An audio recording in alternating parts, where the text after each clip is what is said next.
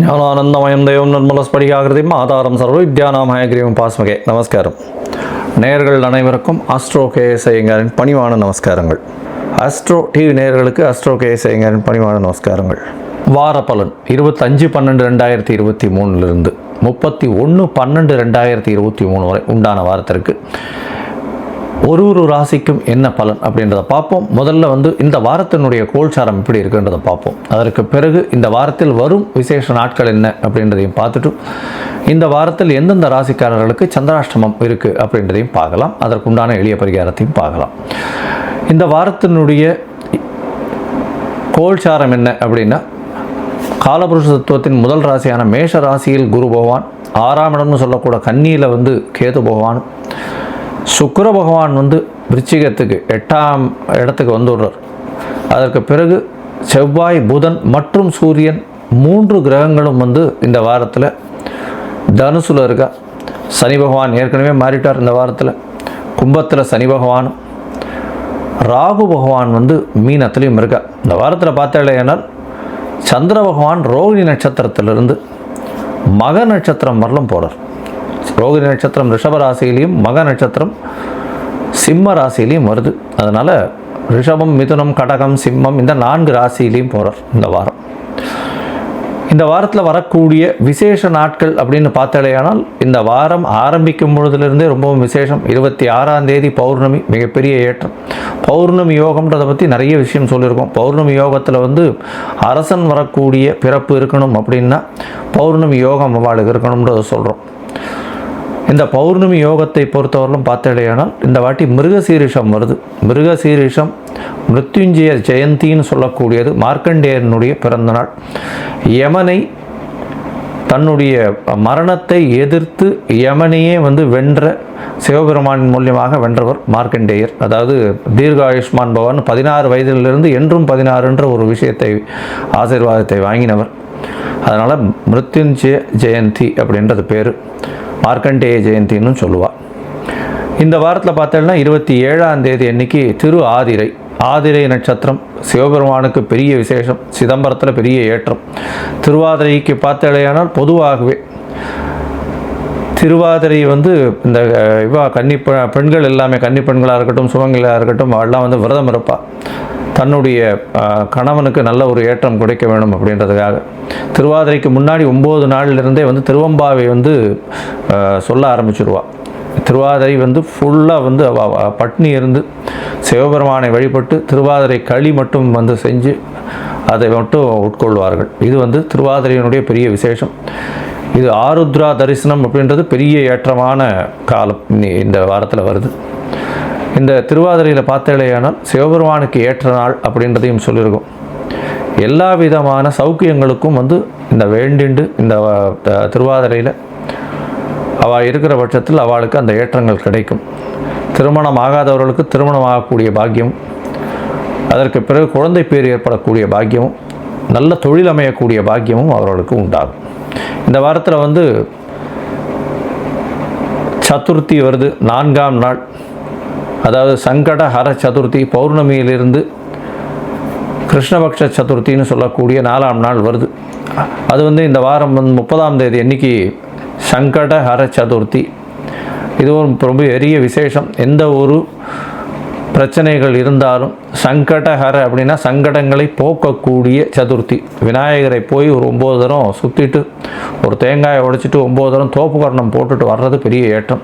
சங்கடஹர சதுர்த்திக்கு நிறைய பேர் விரதம் இருப்பாள். இந்த விரதத்தின் மூலியமாக தொழிலில் பெரிய மேன்மை ஏற்படும். அவளுக்கு எல்லா விதமான எதிர்ப்புகளையும் சமாளிக்கக்கூடிய அளவுக்கு பெரிய ஏற்றத்தை கொடுப்பார். இந்த வாரத்தில் பார்த்தாலேயானால் எந்தெந்த ராசிக்காரர்களுக்கு சந்திராஷ்டமம்னு பார்த்தோம்னா, சந்திராஷ்டமத்தை பொறுத்தவரைக்கும் துலாம், விருச்சிகம், தனுசு மற்றும் மகரம் இந்த 4 ராசிக்காரர்களுக்கு சந்திராஷ்டமம். சந்திராஷ்டமம்னா உங்களுடைய ராசிக்கு 8ஆம் இடத்துல சந்திர பகவான் மறையக்கூடிய காலத்தில் சந்திர பகவான் மனோகாரகன் மறைஞ்சதுனால தவறான முடிவுகள் எடுக்கக்கூடும். வெளியூர் வெளிமாநிலம் பிரயாணம் வேண்டாம். எந்த ஒரு புதிய டெசிஷன்ஸும் வேண்டாம்னு சொல்கிறோம்.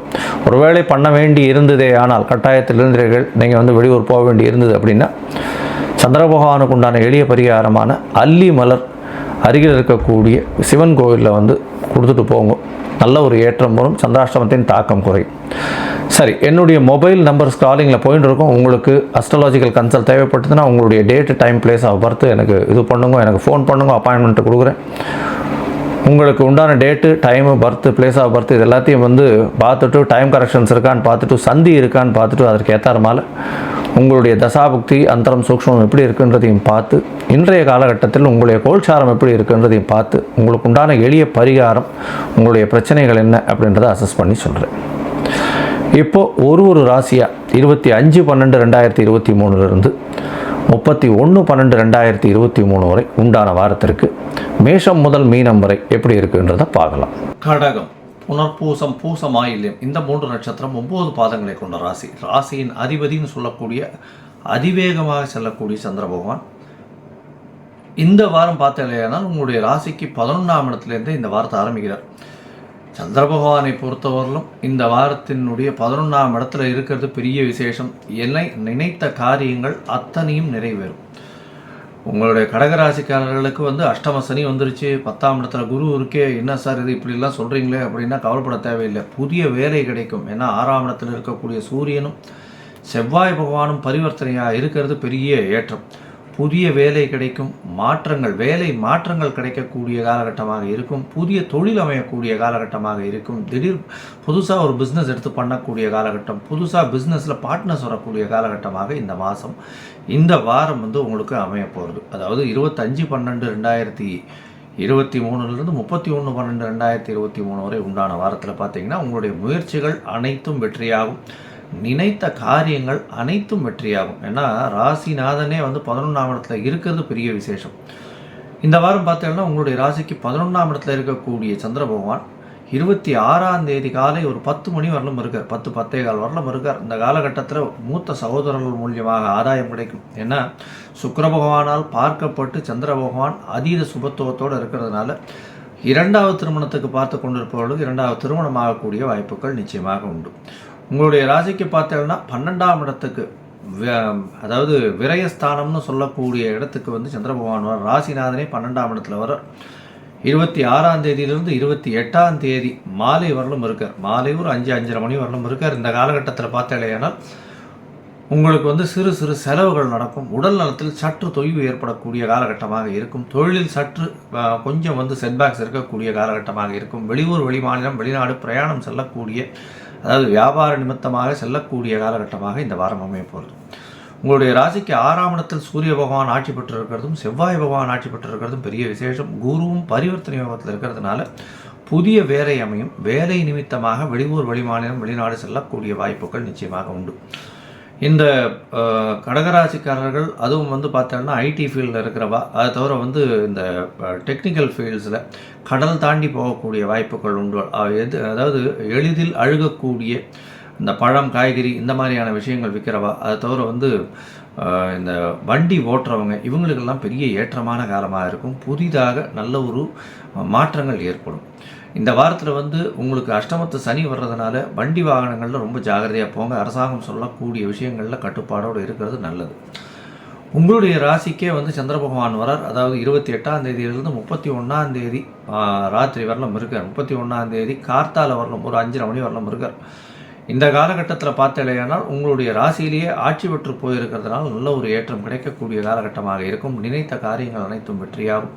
தாயின் உடல்நிலையில் நல்ல ஒரு ஏற்றம் இருக்கும். தந்தையின் உடல்நிலையில் நல்ல ஒரு இது இருக்கும். தந்தையின் மூலியமாக பண வரவிற்கு பாசிபிலிட்டிஸ் ரொம்ப அதிகமாக இருக்குது. இந்த வாரத்தில் பார்த்தடையானால் உங்களுடைய ராசிக்கு 2ஆம் இடத்துல போய் சந்திர பகவான் குடும்பஸ்தானத்தில் போகிறார். அது வந்து 31ஆம் தேதி காலத்தாலேருந்து 2ஆம் தேதி வரலும் இருக்கார். இந்த காலகட்டத்தில் உங்களுடைய குடும்பத்தில் நல்ல மகிழ்ச்சிகரமான நிகழ்ச்சிகள் நடக்கக்கூடிய காலகட்டமாக இருக்கும். இதை தவிர குடும்பாதிபதியும் சரி, குடும்பத்தையும் சரி குரு பகவான் பார்க்கறதுனால கண்டிப்பாக உங்களுக்கு ஒரு நல்ல ஏற்றமான காலகட்டமாக இந்த வாரம் அமைய போகிறது. பணவரவிற்கு பஞ்சம் இருக்காது, கவலைப்பட தேவையில்லை. வீட்டை விட்டு வெளியில் செல்ல வேண்டிய, வெளியூர், வெளிமாநிலம் செல்ல வேண்டிய காலகட்டமாக இருக்கும். புதிய வேலை கிடைக்கக்கூடிய காலகட்டமாக இருக்கும்.